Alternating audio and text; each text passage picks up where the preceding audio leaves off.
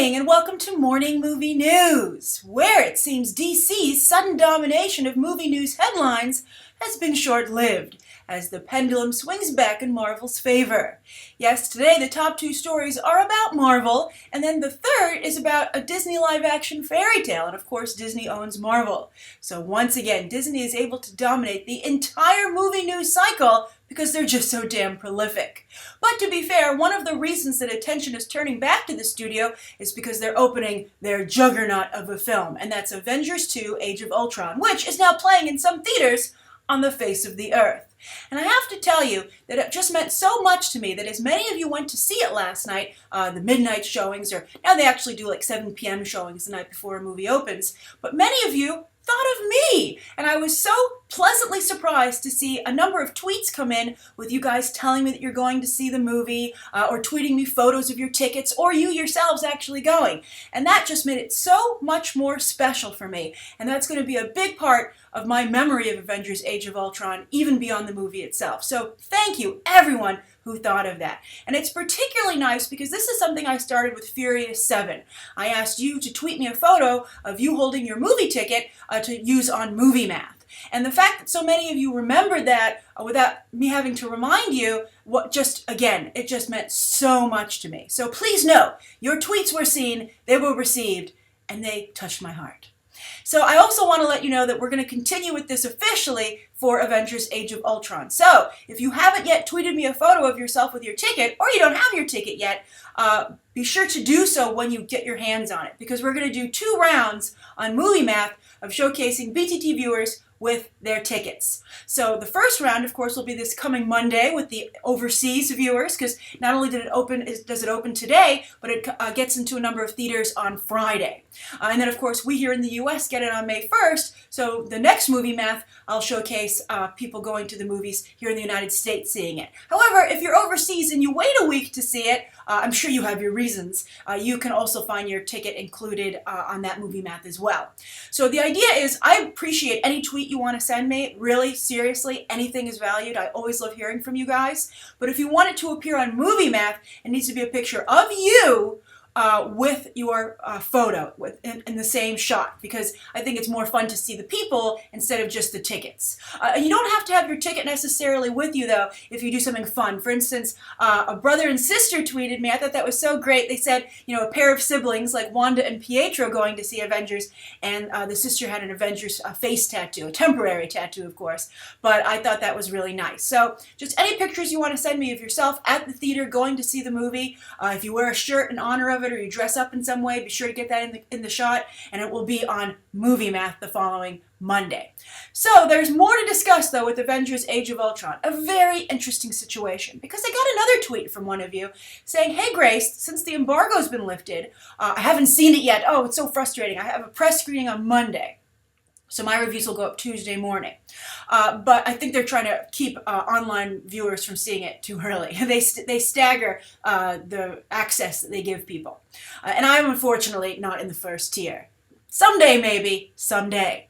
But anyway, someone tweeted me and said, "What do you think of these initial reviews for Avengers Age of Ultron being mixed?" And I was like, "What? What are you saying? Who do you want to know?" So I went to Rotten Tomatoes right away. I try not to read too many reviews before I go and see a movie because I don't want it to color my opinion of the film. But I do like to know what the buzz of a film is. So I couldn't really gauge what their problem was from just like the little snippets of the review that they put on Rotten Tomatoes. So I did read a few.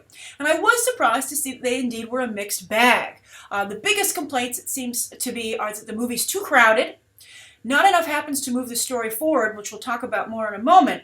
And that also, it just has that middle act feel. Not only do they not throw enough anchors into the future of the franchise, of the Marvel Cinematic Universe, but there's just not maybe enough accomplished, really, and there's not a feeling of finality in any way, or the story has been substantially moved forward. Now, that's just the reviewers that have come in so far. A number of you tweeted me after seeing it, as I just said, and part of your tweet was, "I loved the movie." So this might be a disconnect between reviewers who we've been discussing are growing tired of comic book movies, and the audiences that clearly are not. So we'll see how it all shakes down as more reviews come out. The second and third tiers of reviewers usually tend to be a little more on the same level as the actual fans, whereas sometimes the more established reviewers from the print world, the day of print, like stuff like New York Times, the Hollywood Trades, etc. Although I don't think the Times' review is up yet. They like to usually post their review the day the movie comes out, or closer to it. But they tend to, not be on the same page as actual viewers. So it'll be interesting to see how the picture of this movie emerges as we get more and more feedback. But so far there seems to be a divide between audiences and critics. So that's very interesting. And the reason I say that that's interesting is not only is there some concern that maybe the genre is starting to become a little oversaturated, and we'll discuss this more in the upcoming week with my coverage, but also it really ties into stuff that Joss Whedon has been saying. Now Joss Whedon, of course, this is his last Marvel movie. He's saying, sayonara, I have my own fish to fry and my own things that I want to do, my own bucket list in terms of my career, and I still have a lot of things left on it. So he's saying peace out, and he's becoming a little mouthy as he leaves. And he's actually been saying some things that I think that Marvel probably is like, what are you doing to me? So what are the things that he's saying? Well, first, he said that he thought the Ant-Man script from Edgar Wright was the best Marvel script and one of the best scripts he ever read, period. So I'm sure Kevin Feige is like, shh, don't talk about that. Because something that a lot of you have been saying, even Marvel fans, is, for the love of God, let it go. Edgar Wright has left the building on his own accord. It was his idea, or at least, he agreed to it. He didn't fight for his job. Although, we don't know the whole story, but it seems pretty bad on both sides. But people have been trying to distance the memory of Edgar Wright from this film. And so then comes Joss Whedon along and says, oh no, actually, you almost might have forgotten about it. You liked that last trailer? Well, let me tell you, it's nothing compared to what you would have gotten if Edgar Wright had stayed on board. So I think that's a very interesting choice that he made. I'm sure, Joss Whedon brought James Gunn in. I think he's worked very hard to try and bring quirky directors into the MCU. So I think he probably, takes some offense at the way Edgar Wright was treated. He, of course, joined many directors in voicing their support or showing their support by holding up a Cornetto ice cream wrapper. You'll remember a lot of talent did that. And one of the reasons that Marvel had such a hard time replacing Edgar Wright on the film is that so many directors refused to take his place. They felt it was, it would be like stabbing him in the back, like don't cross the picket line. So very interesting indeed. But then something else that Joss Whedon said was he didn't believe in serialized storytelling when it comes to movies. He felt that movies should stand on their own and that TV already handles serialized storytelling, and movies shouldn't try to compete with television on that level. They should maintain the difference in the storytelling structure. And to that I say, Whedon, the times they are a-changin', and you'd be best to change with them. And I think that you can see that his dislike for serialized storytelling is evident in Avengers Age of Ultron and the initial buzz that's coming out, and perhaps might have somewhat deflated some of the enthusiasm that could have come with the film if it had reached into the future. And I think that whether Joss Whedon likes it or not, this is the new wave of movie making, especially when it comes to blockbusters. Lord of the Rings is serialized. The Hobbit was serialized. The DC movies are going to be serialized. Harry Potter was serialized. That's just the nature of these sprawling franchises that come out every year. And it's what people like. I think that Joss Whedon also has to understand, this is a supply and demand game, and that he has a fan base. I think you have to balance giving the fans what they want and then what they don't know that they want. And I think that to know what they want and then say, I'm not giving it to you because I have a problem with it, I think is a mistake. So Kevin Feige has another rogue director on his hands, it seems, and we'll be curious to see what this means for Avengers Age of Ultron in terms of the way it's received. And I'm curious, for those of you who have seen it, our friends across the sea, what did you think? Without giving any spoilers, please, but did you think the film had enough of, did it look enough to the future of the MCU? Did you feel enough was accomplished? Or did it have that middle of the movie feel? All right, so that's the first story of the day. Now, the second story of the day is about Marvel's ever-expanding cinematic universe, and this is to the small screen. And, of course, they have made the bold decision to include their small screen ventures in the continuity of the big screen, unlike DC. And they've had a huge success with Daredevil on Netflix. I've been reviewing that here on this channel. I posted my final review yesterday, and I just absolutely fell in love with the show. It's fantastic. If you haven't seen it or you've given up on it, you've made a mistake. go watch it. Netflix seems very happy with Daredevil as well, because a big headline yesterday was that they've already renewed it for season 2. But there was a lot of interesting things to come out of this announcement. The first was that, a lot of us wondered, and I did in my reviews, when we'd be getting more Daredevil, because they have to have all these other series, right? They've got to do AKA Jessica Jones, they have to do Luke Cage, they have to do Iron Fist, and then they have to do a big Defenders crossover. So we were like, man, we're not going to get more Daredevil for like 2 or 3 years. Not true! They announced that the next season of Daredevil will come out next year in 2016. So I think that leaves a lot of people scratching their heads as to what the new game plan might be for the Marvel Netflix overall plan. Are they no longer going to do 4 separate seasons and then have them all come together? I guess they could kind of do it like the MCU, where they have the standalones, but even those have an order. You have your single one-shots, and then you have everyone come together, and they break up for their single films again. But that doesn't seem to be the case here, so that's very interesting indeed. But I think this is something that Netflix and Marvel had to do. I think there's such a strong reaction to Daredevil. I think it has as much buzz as it possibly can for a show that doesn't air every week, and so it doesn't lend itself to discussion in a pop culture discussion. It's really hard to have water cooler talk as the terminology. So I think they want to make sure they keep the momentum going, and they just can't wait that long for a second season. So I think their original plan was flawed, and it'll be curious to see how they fix it on the move as they have something that's developing that's very exciting here. Now, some people were also concerned, though, to see not only was the plan weird, that it seemed to be messed up, but there's a change of guard behind the camera. And that's that Steven S DeKnight of Spartacus fame is leaving the show as its showrunner, as Drew Goddard had to leave because he wanted to go over to do the Sinister Six and stuff for Sony's Spider-Man franchise. Now, I would like to caution everybody that The Walking Dead has gone through many creative changes behind the camera, and that show has done quite well and not been hurt at all, actually, by it. I mean, there's been a lot of good gossip that's come out of it, but I think that in terms of the ratings and the quality of the show, everyone's been very happy. So I think that speaks well for the future of Daredevil.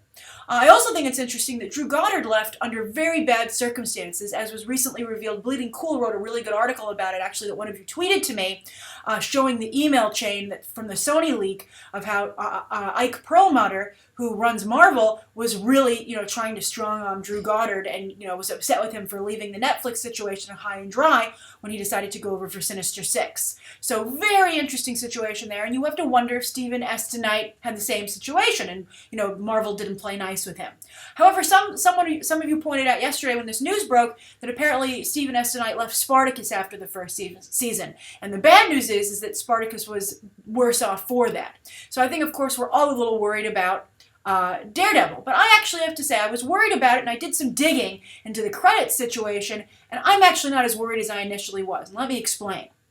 Now, Drew Goddard wrote the first 2 episodes of this first season of Daredevil, and I felt they were good, but I thought they were the weakest of the bunch. The first 2 episodes, actually, I felt they were not as punchy as they should be. I think they didn't move along fast enough. Although apparently it was Steven S DeKnight's idea to hold Kingpin back until episode 3, which I think was a good idea. But so hopefully, even though he's leaving, the people taking over will keep up with those kind of maverick ideas and push the edge of the envelope. However, the people who are taking over aren't totally new to Daredevil. They've also written for the show up to this point. Now, in addition to Drew Goddard writing the first 2 episodes, Steven S DeKnight wrote some episodes himself, and I actually am not a huge fan of those, although one I liked quite a bit. He wrote episode 8, which was Wilson Fisk's backstory. That was a good episode. I thought that was very good. But then he also co-wrote 11, and then he wrote the finale, and I felt that finale was also one of the weakest episodes of the bunch. Just a little bit too skimming the surface, things happened a little too quickly, and it didn't feel as anchored as the rest of the show. So when you think about the episodes they wrote, I don't know if it's the biggest loss to the show overall, and especially when you see the episodes that the people who were taking over wrote. One is Doug Petrie from Buffy the Vampire Slayer, and Petrie wrote the Stick episode that so many of you enjoyed. He also co-wrote episode 11, the third to last episode, The Path of the Righteous, which he co-wrote that with Steven S DeKnight. And then he wrote episode 12, The Ones We Leave Behind, which I think was very good. And then the other person taking over with Doug Petrie is Marco Ramirez from Sons of Anarchy. And he wrote episode 3, Rabbit in a Snowstorm, where Fisk meets Vanessa. I thought that was an excellent, excellent episode. And he also wrote episode 6, Condemned, where Daredevil's on the run with Vladimir in that condemned building. So I think that that's a very good group of episodes there. And those guys did a very good job writing it. So I feel that the show is still in good hands. And we'll see for sure. But I wouldn't panic just yet. But very good news for Marvel. And I think there's so much momentum on Daredevil, I think it's going to help shift the whole landscape of superhero movies along with all the fervor over Batman v Superman. So it's an exciting and interesting time indeed. All right, so that's the second story of the day. Now let's move over to that Disney live-action fairy tale news, and that, of course, is that they finally cast the role of Lumiere. This was a big story yesterday. I got a lot of tweets from you guys about it, but I have to say, while I do love Ewan McGregor, I love him so much. He's such a great guy. I love him as much as Charlie Cox. They're actually kind of similar a little bit in their images. But and also I think back in the day, Ewan McGregor would have made a fantastic Daredevil. But now he's going to be hopefully a fantastic Candelabra. But I have to say, I'm not a fan of this casting. I think that Ewan McGregor, while he has a good track record with musicals, he of course was in Moulin Rouge, so I'm sure he'll do an excellent job with the Be Our Guest number. I just don't see him in the role of Lumiere. Lumiere, of course, is a French candlestick, and I think he's supposed to bring a little bit of different flavor to the story, to anchor it in the French fairy tale. Whereas I think Ewan McGregor has a really strong Irish, UK, Scottish heritage thing going on there. I mean, he's really a symbol of his country. Although I think it's interesting that, I believe he's the one. Recently they were talking about Scottish independence, he and Sean Connery, and Ewan McGregor was like, I haven't lived there for a really long time. I think it's kind of like not cool for me to fight for this considering I don't live in the country anymore. And I thought that was, pretty cool of him to be at least so upfront about it, although I'm sure some of his countrymen might disagree. But I just think that I don't buy him as a Frenchman. I think he's probably a great song and dance man. We know he is from Moulin Rouge. And I think he's really going to give it his all. But I just think he's wrong for the part. They say often that most of directing is casting. And I think this is poorly cast. I actually think it's the first casting misstep for the movie. Otherwise, it's perfect. I mean, when we initially discussed this, the role, and I said it was left to be cast when we were discussing Ian McKellen as Cogsworth, I said, I'd love to see Hugh Jackman as Lumiere. I'd love to see Neil Patrick Harris. Some of you said that Jean Dujardin would be a great Lumiere. And I think those are all better choices than Ewan McGregor. I think he's just too UK. And I don't know if you're going to be able to make me not see it. I'm sure it'll be a wonderful musical number. He also just doesn't have the physicality, I feel. Now, of course, he'll probably be doing mostly a voiceover, but he just doesn't have the features. I mean, and I'm sure Jerry Ordway wasn't French, but he of course had a great Broadway background and, who did the original voice of Lumiere, and so I'm sure many will point to that. But I think that the difference is that while he had a Law and Order reputation, I think overall audiences weren't as familiar with him. He didn't have something that ingrained in terms of his image with audiences, whereas Ewan McGregor does. So we'll see. I hope I'm wrong. I really hope I'm wrong, because I'm very excited about this movie. I really like Ewan McGregor, and I really want to see Beauty and the Beast succeed. I think it's very exciting, the casting up to this point, but I think this might be their first misstep. So I'm curious, how do you guys feel? Do you think he'll really make a good Lumiere, or are you more excited just because you like Ewan McGregor, like I do? All right, so those are the 3 stories of the day, and on for the viewer question, which actually has to deal with another fan favorite, and that's Rogue. Now this comes from Martin Narvez Flores, and he says, Grace, hi, I'm Martin from Mexico. Hello, Martin. Greetings in Mexico. I hope you're having a lovely day. And so he says, first of all, I apologize for my English. It is not that good. It's very good, Martin. So often, you guys are so polite and wonderful, and you're always like, oh, my English, I don't think it's that good. You guys have amazing English. Really, really good English. Certainly much better than my ability to speak other languages. So Martin then adds a smiley face, and he says, I love your ideas and reviews, and I always watch your videos. Great review about this trailer. He left this question on a trailer review. And he says, I can't wait to see this film, but I want to ask you is if you could give me your thoughts about the news about Anna Paquin saying she would love to play Rogue again in the X-Men movies, only if she gets the chance to fly, though, and be a badass Rogue that we all love and want to see. Seconded. So Martin continues saying, do you see this as a possibility? Maybe not an X-Men Apocalypse, but what about the third Wolverine movie?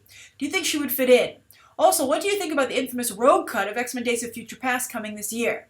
I mention this because I've always been a huge Rogue fan, and to see her in X-Men Days of Future Past excites me a lot, as it was supposed to happen before that part was cut from the film. Thank you for reading, and I hope you can talk about this. Muchas gracias, Grace. That's just in parentheses, thank you very much, Grace. I speak a little Spanish, Martin. I did understand that, but I appreciate the translation nonetheless. Don't forget to tweet me your photo with your Avengers ticket for Age of Ultron. So I'm a huge Rogue fan, and I really think that Anna Paquin, as I've said a couple of times now, should be given the chance to redeem herself in the role. I think that when she initially played the role, it was weak, but that's largely also because of the writing. But she's become such a good actress, I think, through True Blood, and I think she's much more self-confident as an actress, that I think she really could deliver with this role. Especially she's had so much experience now as Sookie, being a spunky Southern belle. So I would love to see this. I'm very interested in the Rogue cut, but I kind of don't want to buy another copy of the Blu-ray or the DVD for X-Men Days of Future Past just for a cut. I'd rather pay like $2 to buy it online, just that little clip, and I hope that's a possibility. Or if I'm sure someone will upload it, but I know that's wrong, everybody. So hopefully they'll like put something up, or after it's been on sale for a little bit, they'll make it available for everybody to watch. But apparently in this clip she does fly, she does do some cool stuff. It's supposed to add maybe like 10 minutes to the movie. It was supposed to be a mission of Charles Xavier and Magneto, the Patrick Stewart and Ian McKellen versions, going on a mission together. And that's something I'd like to see too. But I would like to see Anna Paquin reprise this role. And to answer your question, Martin, I really would like to see her in the Gambit movie. I think the Gambit's a great character. I love his relationship with Rogue, and I'm very excited to see Channing Tatum in that role. And I think Channing Tatum and Anna Paquin would make a good pair. They look a little like brother and sister, maybe to some degree, actually, when you think about it. But hey, I think we can hopefully get over that. But I think that they're a great couple. I think they have a lot of great stories together, and I would really love to see that explored. And if I were to put her in the movies, that's where I would put her. Now, they have a big problem with the messed up timeline, and they'll say, oh, what timeline is Rogue in? She's obviously in the later Wolverine. So I guess, Martin, that's why you suggested the third Wolverine film. But I don't know. I don't think that Rogue and Wolverine have ever had much of a relationship, and I think to put her in that film would kind of like be shoehorning her in. However, as a Rogue fan, even though as a moviegoer and someone who, from an analytical sense, I would think it was a mistake, as a fan, any excuse I could get to see Rogue fly and be able to have her super strength would be fantastic. However, though, how are they going to have that happen since Carol Danvers, a.k.a. Ms. Marvel, a.k.a. Captain Marvel, isn't in the Fox Marvel cinematic universe? How will she get the powers? And how she gets the powers is a huge part of Rogue's backstory and her character development. So it's another problem where, it's like who gets who in the divorce. They've split these properties up to the detriment of the properties themselves. So, but any Rogue, I'll take it just so I could geek out and watch it. And I am very, very excited to see this scene from X-Men Days of Future Past. And I wish they just put it in the movie. I think it would have been fantastic. And once again, a female character gets the short end of the stick in a Bryan Singer X-Men movie. All right, so thank you so much for your question, Martin. Thank you, everybody, for tuning in today. Please write down below what you think of today's top 3 stories and the viewer question, anything you'd like to see covered tomorrow, any questions that you might have. Thanks for watching. Bye.